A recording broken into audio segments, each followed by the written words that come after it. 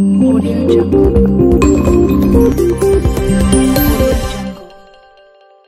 Oke, halo, selamat pagi. Balik lagi di podcast Himanera. Kenalin, aku Sinda Dewi Lestari dari Departemen Riset dan Keilmuan Himanera periode 2022 selaku moderator pada podcast kali ini. Oke, di podcast kali ini kita bakal membahas suatu isu yang sangat hangat untuk diperbincangkan, yang menjadi concern bahkan dianggap sebagai salah satu masalah besar yang ada di Indonesia bahkan dunia. Pasti teman-teman di sini udah pada penasaran kan kita mau bahas apa? Di sini kita bakal bahas suatu topik yaitu tentang pencemaran plastik, terutama mikroplastik di perairan. Tentunya di sini aku nggak bakal sendirian karena bakal ditemenin oleh narasumber yang keren dan berpengalaman juga di bidang pencemaran plastik, yaitu ada Ibu Dr. Nuning Vita Hidayati, SPI MSI PhD, selaku salah satu dosen program studi manajemen sumber daya perairan. Oke, mungkin kita sapa dulu nih Ibu Dr. Nuning Vitanya. Selamat pagi Ibu. Selamat pagi Sinda. Bagaimana Bu kabarnya Bu? Alhamdulillah. Alhamdulillah. Baik, semoga sehat-sehat ya Bu. Alhamdulillah, sangat sehat. Oke, Ibu Dr. Nuning Vita Hidayati ini merupakan salah satu dosen di Fakultas Perikanan dan Ilmu Kelautan. Beliau ini berkonsentrasi di bidang pencemaran perairan. Beliau ini juga sangat berpengalaman dalam hal marine debris, kualitas air dan sebagainya teman-teman. Jadi narasumber kita kali ini sangat keren luar biasa. Terlalu lebih. Oh ya, sebelum masuk ke diskusi ya Bu, Oke. saya pernah membaca di sebuah jurnal itu sekitar 62% sampah di Indonesia itu sebagian besarnya itu plastik Bu, dan parahnya lagi di Indonesia itu menjadi nomor 2 terbesar penyumbang di dunia. Nah, itu kan sangat mengkhawatirkan gitu ya Bu ya. Betul. Nah, yang ingin saya tanyakan dulu nih Bu, sebenarnya apa sih yang membuat sampah plastik ini bisa menjadi pencemar terbesar gitu Bu? Oke, terima kasih Sinda. Jadi ya betul bahwa banyak hasil penelitian, terutama yang paling kita bilang fenomenal gitu ya, itu hasil penelitiannya Jambek 2015, bahwa Indonesia itu penyumbang plastik nomor 2 di dunia dalam hal pencemaran gitu ya. Nah, dan itu terjadi sebenarnya di mana saja, bahwa rata-rata mayoritas sampah itu adalah sampah plastik. Jadi bukan hanya di Indonesia gitu. Nah, kenapa itu terjadi? Tentu karena pola hidup ya. Yang pertama pola hidup kita, di mana kita terlalu banyak mengkonsumsi plastik gitu ya dalam kehidupan keseharian. Coba perhatikan, kita belanja pakai plastik, kita minum es pakai sedotan dari apa? Dari plastik. Hampir dalam setiap aktivitas kita, keseharian kita itu nggak bisa lepas dari plastik. Nah, kita pakai itu selama bertahun-tahun dan kita tahu bahwa plastik itu sangat sulit didegradasi ya, bisa puluhan bahkan ratusan tahun. Artinya itu kemudian akan terakumulasi terus di lingkungan, dan itu kenapa kemudian plastik menjadi sangat banyak. Seperti itu. Berarti intinya tuh sampah plastik itu emang sulit didegradasi ya Bu. Jadi emang perlu pengelolaan yang lebih baik lagi dan inovasi-inovasi yang lebih mantap lagi. Betul, memang dia sangat sulit didegradasi. Itu kenapa ya tadi butuh inovasi ya tentu saja. Tetapi hal yang juga paling mudah sebenarnya adalah mengurangi penggunaan plastik gitu. Itu hal yang paling mudah, semua orang bisa melakukan. Inovasi mungkin hanya sebagian, tetapi mengurangi penggunaan plastik itu kita semua bisa melakukan itu gitu. Oh ya Bu, ini saya juga pernah lihat banyak kasus juga tentang mikroplastik. Nah, sebenarnya apa sih Bu itu mikroplastik? Oke, jadi mikroplastik, kalau kita lihat ukuran plastik itu banyak gitu ya. Orang bisa melihatnya dari mulai mega gitu, kemudian makroplastik, ada mesoplastik dan ada mikroplastik. Jadi kalau mikroplastik itu partikel plastik yang dia punya ukuran kurang dari 5 mm. Nah, itu udah termasuk mikroplastik. Ada lagi yang membaginya lebih kecil lagi, ada nanoplastik gitu, itu kurang dari 1 milimeter gitu. Berarti plastik yang berukuran kecil intinya itu ya? Intinya itu. Oke. Nah, kecilnya seberapa ya tadi ukurannya? Kalau kurang dari 5 mm. Lalu apakah mikroplastik itu berbahaya nggak sih Bu buat lingkungan? Nah, atau bahkan biota gitu. iya betul. Nah, itu kenapa kemudian dia menjadi isu global ya di dunia dan di Indonesia karena bahayanya. Jadi ya mikroplastik karena ukurannya yang kecil, kalau di perairan itu dia bisa terkonsumsi atau terinjekti oleh organisme perairan. Nah, itu yang kemudian jadi bahaya gitu ya. Kadang ikan bisa melihat itu seperti apa tuh makanan. Dia kira makanan ternyata itu plastik. Dia makan masuklah ke dalam tubuh ikan dan Ikan. itu yang jadi berbahaya gitu. Berarti nanti kalau terkonsumsi ikan lalu kita mengonsumsi ikannya itu jadi berbahaya juga buat manusia juga ya, Bu? Betul sekali. Lalu apakah ada upaya gitu Bu buat mengurangi gitu Bu, mikroplastik gitu atau kita mengetahui gitu caranya biar oh ikan ini ada mikroplastiknya gitu-gitu Bu. Penelitian. Oh, penelitian. Iya. Jadi plastik itu sendiri kan memang memberikan dampak buat organisme perairan ya, ikan misalnya. Dan itu pada akhirnya juga membawa bahaya buat kita. Bahayanya itu sebenarnya bukan hanya dari plastik itu sendiri, tetapi dari polutan yang ada di plastik itu, yang menempel, yang terserap di plastik itu kemudian yang juga menambah tingkat bahayanya gitu. Apa sih Bu, apa Seperti itu. polutan atau bahan yang berbahaya di mikroplastik itu yang mungkin berbahaya juga nih bagi kita gitu, Ya. yang utama. Nah, itu kebetulan kita juga sudah melakukan penelitiannya. Jadi ada banyak polutan yang kebetulan juga dia bersifat persisten gitu ya. Oh, persisten. Yang dia terjerap di plastik. Jadi yang seperti tadi saya sampaikan, bahaya plastik itu bukan hanya dari plastiknya tapi juga kita bilang kopolutan atau polutan yang dia ada di situ terjerap. Itu ada polychlorinated biphenyl, ada polyaromatic hidrokarbon seperti itu. Itu sudah terbukti ya dari hasil penelitian bahwa dia terjerap dalam konsentrasi yang lumayan gitu, yang lumayan membahayakan maksudnya buat manusia. Tapi emang kalau lagi ngomongin plastik, apalagi mikroplastik itu nggak ada habisnya ya Bu ya? Betul, karena bisa dibilang ini memang lagi isu di mana-mana ya, di Iya. seluruh dunia lah, karena memang sudah sampai pada tingkat yang mengkhawatirkan kalau saya bilang. Iya, selain kita emang butuh plastik setiap hari juga. Betul. Terus itu Bu, saya juga pernah baca juga itu kemarin itu mikroplastik itu udah ditemukan di darah manusia, plasenta manusia begitu Bu. Betul. Bagaimana sih Bu tanggapan Ibu terkait hal tersebut gitu sebagai mungkin bisa dibilang manusia lingkungan gitu ya Bu ya? Iya. Yang khawatir lingkungan juga. Ya, tentu kita sangat prihatin ya, sangat prihatin bukan hanya di darah tetapi di ASI juga ditemukan. Aduh. Dan karena ternyata di air minum yang kita minum beberapa juga ditemukan mikroplastik, maka itu sangat mungkin untuk kemudian masuk ke dalam tubuh manusia.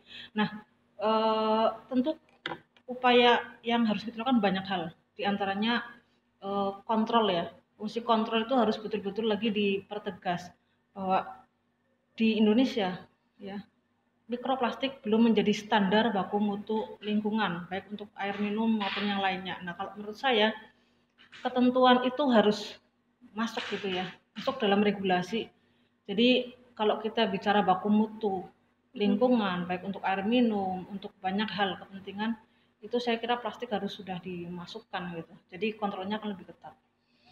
Berarti harus ada upaya dari pemerintah juga gitu ya Bu? Ya, ada aspek hukumnya jalan, dari masyarakatnya jalan, semualah. Karena memang ini kan tanggung jawab bersama ya. Kita nggak bisa menyalahkan salah satu pihak, tidak bisa. Ini tanggung jawab kita semua.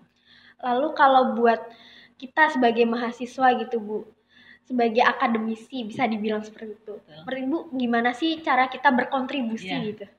Itu yang sangat saya harapkan. Saya betul-betul mengandalkan mahasiswa, memohon kalau boleh dibilang untuk hal ini gitu ya. Jadi kalau buat saya, mungkin pandangan masyarakat juga bahwa kita sudah sama-sama mengenal ya bahwa mahasiswa itu agen perubahan. Ya kan udah sejak zaman dulu lah itu. Kemudian bisa dibilang juga influencer gitu ya. Jadi saya sih betul-betul menaruh harapan pada mahasiswa untuk ayolah kita bersama-sama menyadarkan masyarakat. Mungkin dimulai dari kita sendiri. Kita mulai mengurangi penggunaan plastik. Bukannya sama sekali tidak menggunakan, tidak. Kita boleh menggunakan plastik tapi yang bisa dipakai berulang ya. Jadi bukan single use plastik gitu. mulai mengurangi penggunaan sedotan ya. Kalau di kantin saya lihat banyak mahasiswa masih pakai sedotan. Lah kalau kita bisa bawa sedotan yang stainless misalnya, itu kita bawa. Kalau enggak, udahlah nggak usah pakai sedotan gitu. Itu kelihatannya hal kecil, tetapi akan menjadi satu hal besar kalau kita melakukannya secara masif gitu. Penelitian saya tahun lalu di Brebes, mayoritas sampah plastik yang saya temukan itu adalah sedotan.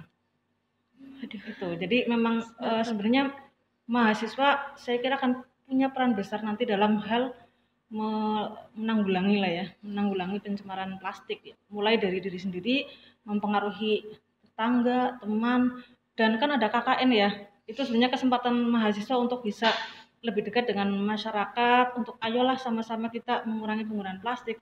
Bahkan memilah sampah dari rumah gitu ya, jadi dipisahkan sampah organik, sampah anorganik. Itu membuat nanti pengelolaannya akan lebih mudah gitu. Mungkin lanjut ya Bu. Oke. Sebenarnya sumber dari mikroplastik itu bisa dari mana aja ya Bu? Ya betul, bisa dari mana saja dan kebanyakan itu bersumber dari daratan ya, land based sources gitu. Dan kalau kita bicara sumber, sebenarnya ada sumber primer dan ada sumber sekunder.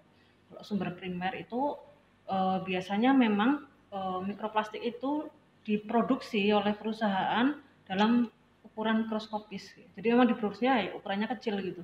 Nah kalau yang sumber sekunder itu mikroplastik yang berasal dari plastik yang berukuran lebih besar, mungkin dari meso, dari makro gitu. Jadi dia kemudian terfragmentasi sehingga menjadi ukuran-ukuran kecil karena banyak hal, pengaruh matahari misalnya ya, dari Pengaruh sungai, lingkungan berarti ya. betul sekali.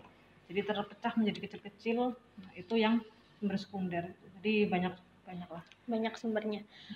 Ngomongin yang soal sumber primer nih Bu, tadi kan sengaja diproduksi. Berarti salah satunya bisa dibilang di skincare gitu nggak Bu? Betul sekali. Jadi memang banyak personal care produk ya, produk perawatan pribadi yang mengandung mikroplastik gitu ya. Termasuk yang Mbak Sinda pakai, saya pakai, banyak orang pakai, itu memang mengandung mikroplastik gitu. Kalau ini kan skincare berarti personal care gitu kan sengaja diproduksi untuk membuat mungkin kulit kita lebih glowing, lebih dan sebagainya gitu ya Bu ya. Nah sebenarnya dari perusahaannya itu tuh udah ada regulasinya, terus ada pengelolaan limbahnya nggak sih Bu? Ya artinya ketika kita melihat itu sebagai penting ya, penting kita butuh make biar glowing gitu ya. Nah perusahaan itu pasti sudah punya IPAL, karena kalau nggak ada IPAL-nya izin usahanya pasti dicabut gitu kan. Hanya saja kebanyakan sudah kita 90% lebih ya mungkin perusahaan itu hanya memantau parameter kualitas air yang sesuai dengan jenis industri mereka gitu ya. Jadi industri minyak, industri penyamakan kulit, industri kosmetik itu punya masing-masing parameter yang memang dikeluarkan oleh pemerintah untuk standar limbah mereka sebelum sampai ke perairan gitu. Nah, mikroplastik tidak termasuk dalam parameter itu. Jadi mereka tidak akan concern ke situ gitu ya. Mungkin ke depan itu menjadi hal yang sangat penting saya kira ya, sehingga tidak luput dari kontrol kita gitu. Mungkin belum ya Bu buat regulasi. Semoga nanti pemerintah akan lebih aware terhadap ini masalah plastik di Indonesia ini. Betul, mudah-mudahan karena di Eropa sana itu sudah menjadi hal yang apa ya, regulasi itu sudah sangat ketat. Kalau di negara-negara lain gitu Bu, misalnya apakah pengelolaan plastiknya itu sudah ada yang lebih baik lagi atau bagaimana Bu? Sehingga kita di Indonesia ini bisa mencontoh mungkin. Iya, banyak sekali di luar sana yang memang sudah lebih awal tersadar bahwa plastik itu menjadi masalah gitu. Bahkan tahun 2012 saya ke Cina nih ya, yang Asia, ke Cina itu kita belanja sudah nggak dikasih plastik, kita harus bawa sendiri gitu ya. Kalau nggak bawa ya udah dibawa pakai tangan, kita nggak dikasih plastik. Itu 2012.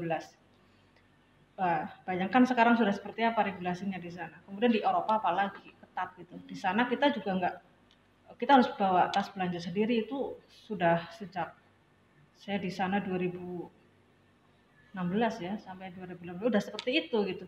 Nah kita memang mungkin yang tersadarnya agak belakangan karena kita punya banyak masalah lingkungan gitu ya. Dan ini ya memang tugas kita semua lah untuk bisa akselerasi dalam penanganannya sehingga nggak ketinggalan dengan negara lain gitu. Ya tapi sebenarnya kalau kita membawa tas plastik itu tuh di Indonesia sebenarnya udah ada juga sih ya Bu, kalau dilihat. Tapi emang kesadaran dari masyarakat sendiri yang masih minim. Kalau Betul, bisa saya bilang. betul sekali. Bahkan di Purwokerto saya pernah ngalami juga di beberapa supermarket gitu ya, sudah nggak memberikan plastik. Tapi sekarang dikasih lagi hanya dengan membayar Rp500, Rp1.000. Akhirnya orang kembali lagi, cuma bayar 500 ini, 1.000 ini, akhirnya ya udah nggak bawa tas belanja lagi. Plastik banyak dipakai, apalagi kalau kita ke pasar ya. Itu Plastik dipakai, semua. ya, plastik semua. Lalu kalau dari tadi kan ngomongin dampak negatif dari mikroplastik, sebenarnya ada nggak sih Bu dampak positif lain dari mikroplastik selain tadi di personal care gitu Bu? Mikroplastik memang banyak juga kita gunakan ya, personal care, kemudian sebagai isian apa itu, boneka gitu ya. Tapi kalau kita sudah sampai di perairan, saya belum melihat dampak positifnya, yang ada dampak negatif gitu ya. Banyak hal yang kemudian menjadi semacam blunder gitu ketika dia sudah masuk ke perairan. Organisme kena, kemudian pada akhirnya sampai ke puncak piramida gitu ya, manusia gitu. Akhirnya seperti itu. Itu akan terus berantai-rantai gitu ya Bu, nggak Betul. bisa putus intinya ya Bu. Betul sekali. Bahaya banget. Iya, makanya ya memang perlu sekali upaya penanganan sampah plastik ini ya. Lalu ada nggak sih Bu kemungkinan kita bisa terlepas nih dari pencemaran mikroplastik ini? Bisa, tapi harus kita target, tetapi itu kayaknya masih di awang-awang. Kalau betul-betul terlepas ya. Tapi memang kita perlu mentargetkan pengurangan, reduksi gitu ya. Dan itu sudah dilakukan pemerintah dengan rencana aksi nasional yang di launching 2018 ya, bahwa kita akan mengurangi sampah sampai 70% pada tahun 2025 gitu. Sampah plastik juga, bukan hanya mikroplastik ya. Itu ya mudah-mudahan itu tercapai, walaupun orang banyak mentertawakan gitu, wah mungkin nggak sih, tapi kita sudah mentargetkan, artinya kita ada usaha untuk ke sana gitu ya. Mudah-mudahan lah bertahap kita bisa mengurangi gitu, sampai terbebas ya. Mungkin nggak sih? Semoga mungkin ya Bu. Semoga. Dari niat dulu kali ya Bu ya. Betul Semoga pemerintah juga semakin itu sih ya sadar Iya. kalau plastik ini emang sangat berbahaya juga buat lingkungan, apalagi buat manusia Iya. juga sih. Pemerintahnya saya kira sudah bergerak apa ya, cepat juga gitu ya. Cepat, artinya di berbagai, dari pusat sampai ke daerah sudah ada regulasinya. Hanya saja masyarakat kita ya 270 juta itu bukan perkara mudah untuk membuat semuanya aware dengan plastik gitu. Lebih banyak kesulitannya saya kira di situ sih. Berarti ini yang menjadi PR kita juga ya Bu, cara menyadarkan masyarakat gitu ya. Iya, betul. Dan inovasi ya. Kita mencoba mencari bahan baku ya. Industri kan sekarang sudah punya tanggung jawab sampai di situ untuk mengganti bahan baku plastik menjadi bahan baku lain gitu ya, yang bisa menggantikan plastik seperti itu. Ya pelan-pelan lah, dari semua aspek kita upayakan pengelolaannya. Aduh, seru banget ya Bu. Kalau ngomongin plastik tuh kayak nggak ada habis-habisnya gitu. Iya, betul sekali. Kalau bisa dibilang. Terima kasih ya Bu, udah mau Sama-sama. ngobrol, mau diskusi sama kita tentang plastik ini. Semoga apa yang kita omongin sekarang ini bisa menjadi menjadi gebrakan buat teman-teman yang menyaksikan ini. Semoga bisa sadar kalau plastik itu tuh masalah global yang perlu yang perlu kita tanggulangi bersama gitu. Oke, makasih ya Bu. Sama-sama, terima kasih juga Mbak Sinda dan teman-teman. Ya semoga Ibu juga mau berbagi lagi sama kita kalau kita lagi ada event, terus kalau ada yang mau tanya-tanya juga, semoga Ibu juga masih terbuka ya Bu. Insya Allah, sangat open. Mungkin sebelum saya tutup nih Bu, kita ada jargon nih Bu. Ya. Ada salam perairan, salam maritim gitu. Siap. Boleh? Oke. Kasih kode. Oke. Mungkin saya kasih kode ya Bu. Oke. 1, 2, 3. Salam perairan, salam maritim. Oke, terima kasih teman-teman semua yang udah menyaksikan podcast kali ini. Semoga apa yang kita omongin kali ini bisa bermanfaat buat teman-teman semua. Tadi juga sudah dibilang bahwa plastik itu kan masalah, bukan hanya kita yang punya tanggung jawab, tetapi kan kita semua gitu ya. Semoga teman-teman bisa sadar dan menjadi agen perubahan agar kita semua itu bisa lepas dari plastik gitu. Oke teman-teman, terima kasih. Dadah.